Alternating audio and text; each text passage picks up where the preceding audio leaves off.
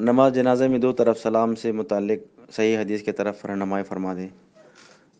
نماز جنازہ میں دو طرف سلام پھرنا، ایک طرف سلام پھرنا، یہ کوئی اتنی بڑی بات نہیں ہے، دونوں طرح کی روایتیں موجود ہیں، تو اس پہ تشدد کرنے کے کوئی مقصد نہیں ہے، فروعی مسائل ہیں، جائز ہیں، یہ بھی جائز ہے وہ بھی جائز ہے۔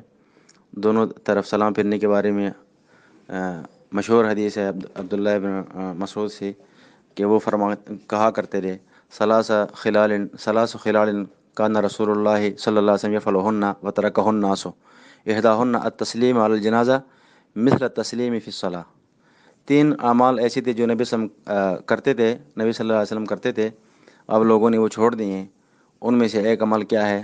جنازہ میں سلام پھیرنا ہے، جس طرح نماز میں سلام پھیرا جاتا ہے۔ تو نماز میں ظاہر سی بات ہے دونوں طرف سلام پھیرتے ہیں، ایک طرف پھیرنا بھی درست ہے، نماز میں دونوں طرف پھیرنا بھی درست ہے، بلکہ عام لوگ دونوں طرف پھیرتے ہیں۔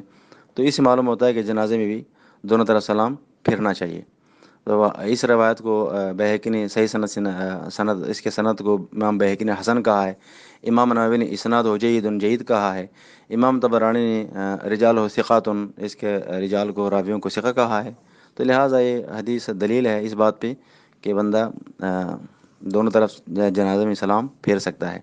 اسی طرح ایک عبداللہ بن ابی اوفا رضی اللہ عنہ کا عمل موجود ہے اس کے بارے میں، اگر جو اس میں علماء کلام ہیں، لیکن تائید کے طور پر میں پیش کرتا ہوں بطور تائید کہ جب ان کی بیٹی فوت ہو گئی، انہوں نے اپنی بیٹی کا جنازہ پڑھایا۔